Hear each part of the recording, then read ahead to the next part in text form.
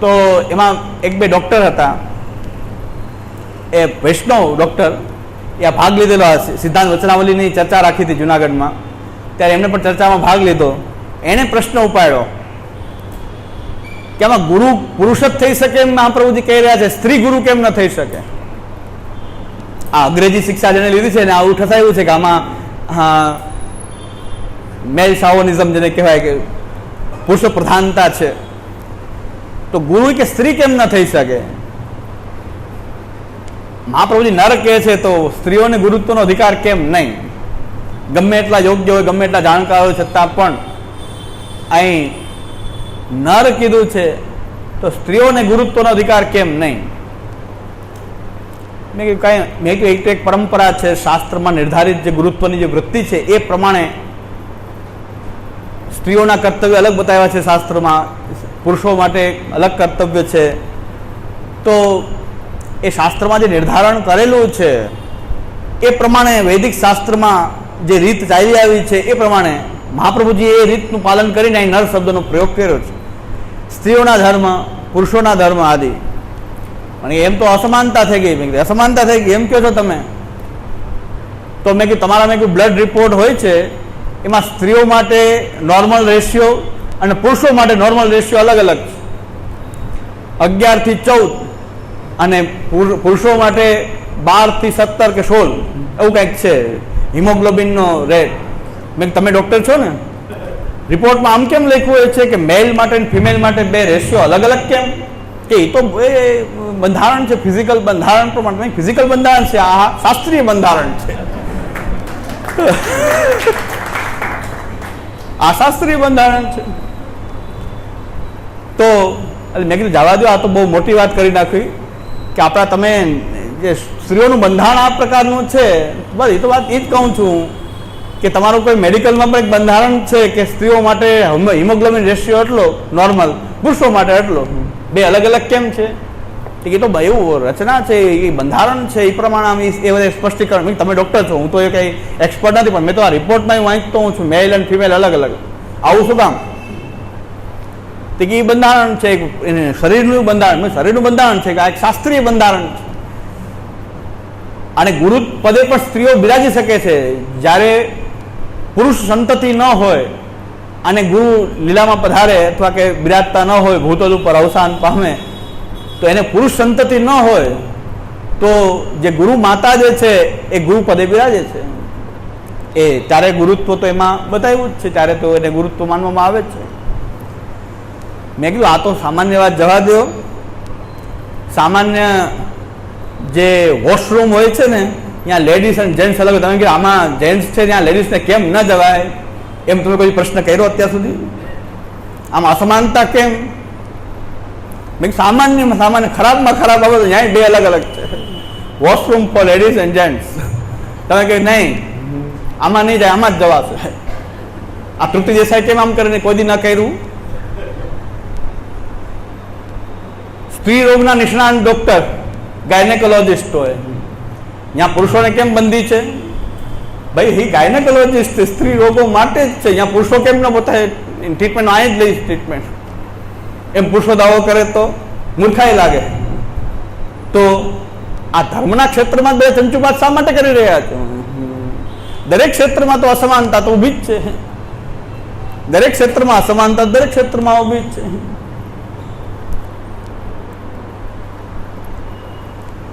એટલે ધર્મને આપણે ખોટી રીતે સમજાવવામાં આવે ત્યારે આવું થાય છે કે લોકોને ખોટી મગજમાં એ વાત આવી જાય છે. બાકી હકીકતમાં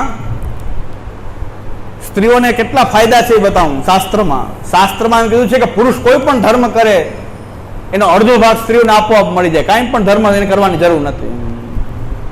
પુરુષ ધર્મ કરે અને સ્ત્રીઓએ કોઈ ધર્મ કરવાની જરૂર નહીં, અડધો ભાગ આપોઆપ. દાન કરે, પુણ્ય કરે, જપ કરે, યજ્ઞ કરે, અડધો ભાગ આપોઆપ મળી જાય.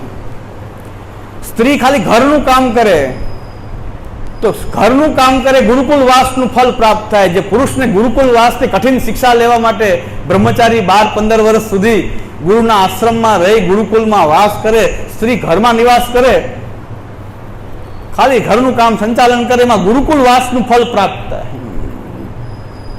અને રસોઈ કરે એમાં યજ્ઞનું ફલ પ્રાપ્ત થઈ જાય. રસોઈ શાંતિથી કરે તો એને યજ્ઞનું ફળ પ્રાપ્ત થાય. તો શાસ્ત્ર તો કાંઈ પણ તપશ્ચર્યા તો પુરુષે કરવાની છે, સ્ત્રીઓ તો ખાલી ઘરનું કામ કરે, શાસ્ત્ર એમ કે એ જ ફળ મળે, ગુરુકુલ વાસનું ફળ મળી જાય. એટલે આમાં શું અસમાનતાની વાત છે? ફાયદા જ ફાયદા આપ્યા છે. છતાં આ તૃપ્તિ દેસાઈની મુવમેન્ટ એવી છે, 2 મંદિરોમાં મનાય છે, હજારો મંદિર ખુલ્લા છે સ્ત્રીઓ માટે, 2 મંદિરમાં મનાય છે ને ત્યાં તો જાઓ પૂછ, ત્યાં જ પ્રવેશ કરો હો. આ તો ખોટી જે માનસિકતા જે છે એમાં કંઈક ખોટી કંઈ ગડબડ છે માનસિકતામાં. બાકી શાસ્ત્રમાં કોઈ અસમાનતા ક્યાંય છે નહીં. કોઈ કારણસર છે ક્યાંક સ્ત્રીઓની બંદી, ક્યાંક પુરુષોને પણ બંદી હોઈ શકે, ક્યાંક પુરુષોને પણ બંદી હોઈ શકે. તો એ પ્રકારે શાસ્ત્રને બરાબર જોશું તો આપણને બધું સમજાઈ જશે, શું ખોટું ચાલે છે, અંગ્રેજોએ ખોટું શું ભરાવ્યું, વિધર્મીઓ ખોટું શું ભરાવી રહ્યા છે, નાસ્તિકો શું ભરાવી રહ્યા છે, એ આપણને યોગ્ય અધ્યયન કરશું તો આપણને પ્રાપ્ત થશે.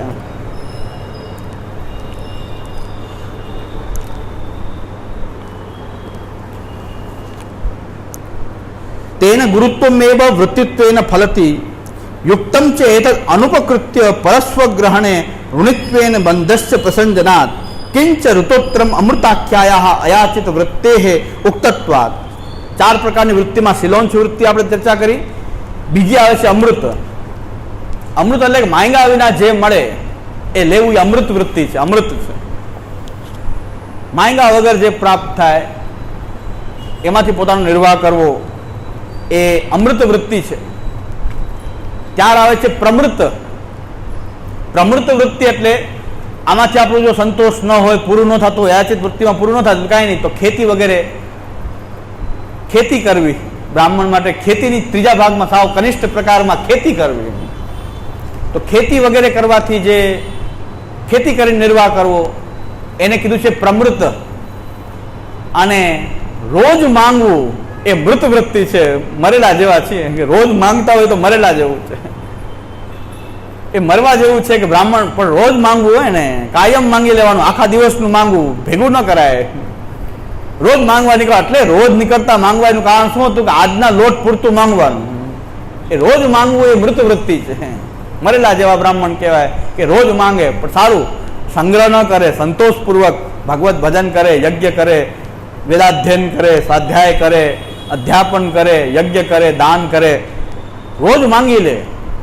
રોજ પૂરતું મંગાય એને સંગ્રહ ન કરાય, એ રાખી ન શકાય. એમાંથી આ 4 પ્રકારથી પોતાનો નિર્વાહ કરવા માટે પુરુષોત્તમજી ખાલી એક લાઈન આપી છે, મેં થોડુંક વધારે જે કાંઈ સમજાવવા માટે કે પુરુષોત્તમજીએ કીધું કે આ બધી વૃત્તિઓ જે છે શાસ્ત્રમાં એ પ્રમાણે ગુરુત્વનો નિર્વાહ કરવામાં આવે.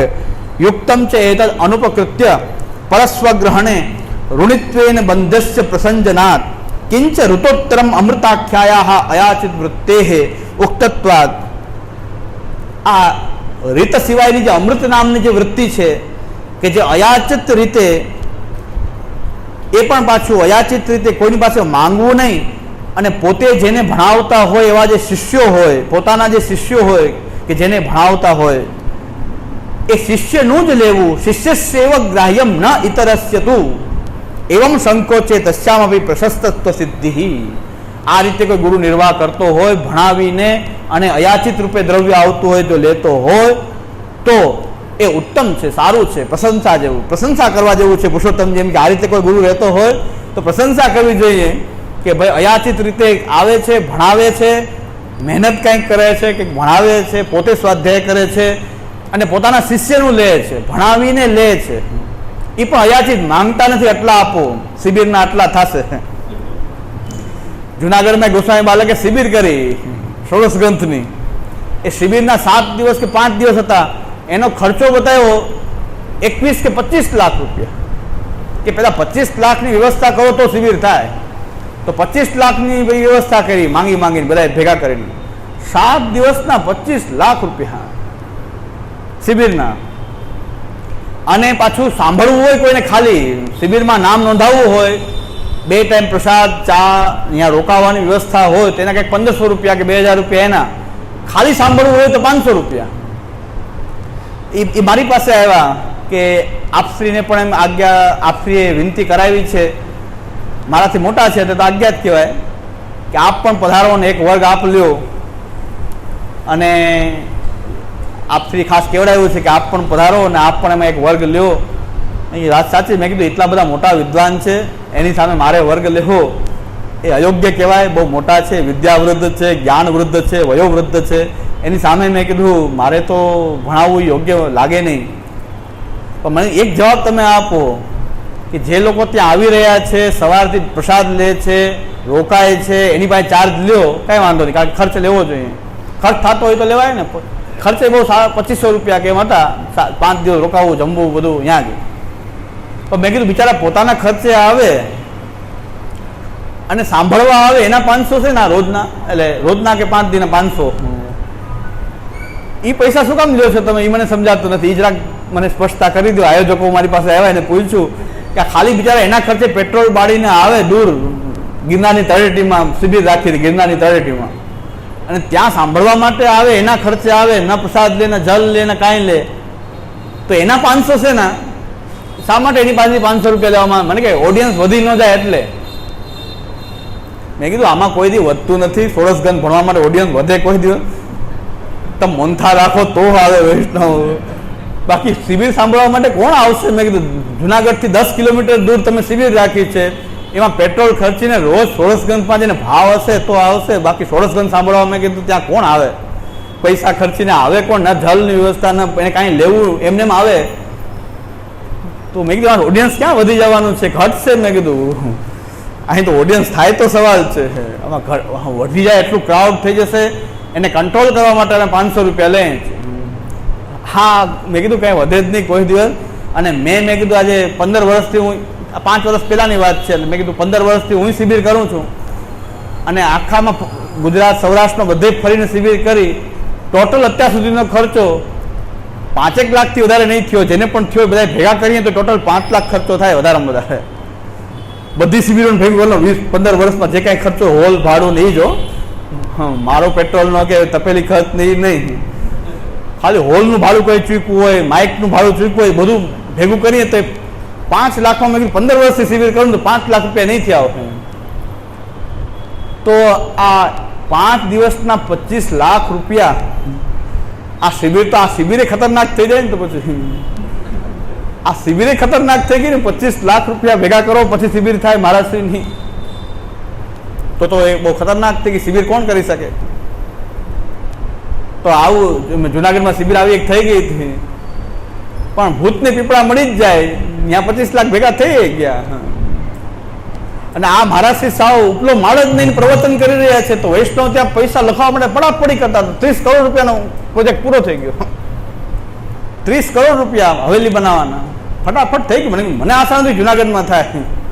આ તો ખરેખર જુનાગઢમાં કેટલા બધા ઉલ્લુ છે, મેં કીધું આપણને ખબર નહોતી. હું તો એમ માનતો હતો એટલા બધા નહીં હોય,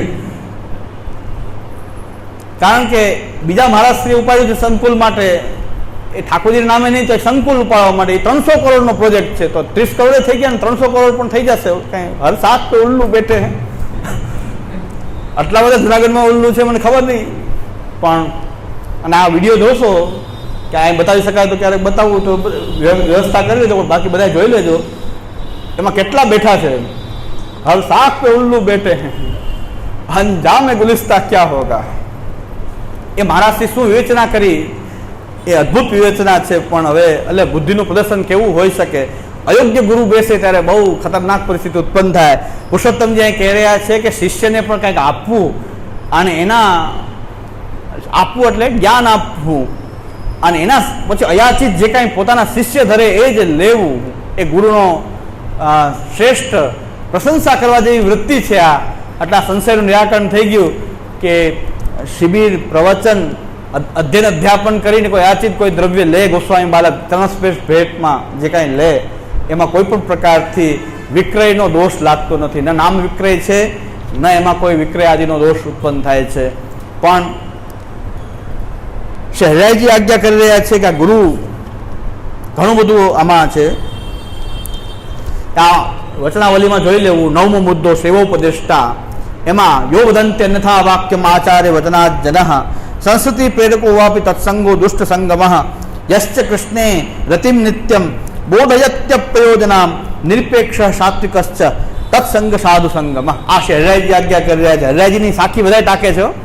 વલ્લભ કે વંશ ને સબહી વલ્લભ રૂપ, છોટો બડો ન જાણીએ સબહી અગ્નિ સ્વરૂપ. આ હરિરાયજી એમ કહે છે. હરિરાયજી આજ્ઞા કરી રહ્યા છે કે સંસારમાં પ્રેરણા આપતા હોય એ મોટા કુલમાં જન્મેલા હોય તો પણ એનો સંગ ન કરવો જોઈએ, ગુરુ રૂપે માનવા જોઈએ નહીં. સંસારમાં રહેવાની પ્રેરણા આપતા હોય તો એ મોટા કુલમાં ભલે જન્મા હોય, મહાન કુલમાં જન્મેલા હોય તો પણ એ ગુરુત્વ એનામાં નથી, એ સ્પષ્ટ થાય છે. શિક્ષાપત્રમાં શ્રી હરિરાયજી આજ્ઞા કરી રહ્યા છે. એટલે શૈવોપદેષ્ટાની અંદર આજીવિકા સ્વવૃત્તિવાદ, શ્રી પુરુષોત્તમજીનો જે ગ્રંથ છે સ્વવૃત્તિવાદ, એમાં પુરુષોત્તમજી એમ કીધું છે કે આમાં કોઈ પણ પ્રકારનો આ વૃત્તિથી કોઈ આ તો પ્રશંસા કરવા જેવી ગુરુની વૃત્તિ છે કે શિષ્ય પાસેથી અયાચિત લે, એમાં કોઈ પ્રકારનો સંશય ઉત્પન્ન થતો નથી. આ એક પ્રશ્ન કર્યો તો એનો જવાબ છે. પ્રશ્ન નાના હોય, જવાબ મારો મોટો હોય છે. હવે